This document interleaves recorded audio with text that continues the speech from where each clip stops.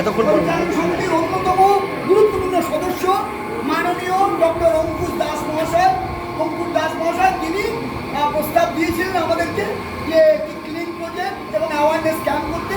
যাই হোক, নানা অসুবিধার কারণে একটু দেরি হয়ে গেল। অবশেষে ওনাদের আজকালকার দিনে তোমরা জানো ডাক্তাররা কত বিজি থাকে বিভিন্নভাবে, তার মধ্যেও উনি আমাদের কথা রেখেছেন এবং আমাদের কাছে এসেছেন আপনার টিম নিয়ে।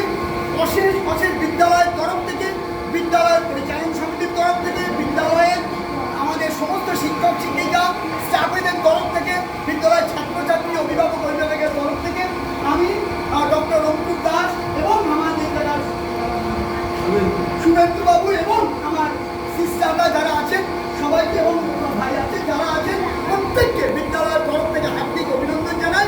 এবং তাদের মূল্যবান, এখানে আমার বক্তব্য খুব একটা বেশি দরকার নেই, বক্তব্যের জায়গা নয়, তারা তাদের মূল্যবান সময় ব্যয় করে এসেছেন এবং আমি তাদেরকে বলবো তাদের মূল্যবান যে বক্তব্য অ্যাওয়ারনেস হিসাবে এগুলো তারা বলবেন এবং তারপরে তোমাদের কিছু প্রয়োজনীয় টিপস দেবেন। তোমাদের যারা মানে খুবই অসুস্থ বা কোনো এতে আছে তারা তাদেরকে ওনারা দেখবেন, চেক আপ করবেন, কিছু প্রয়োজনীয় ওষুধও দেবেন, ব্যাস এটুকুই।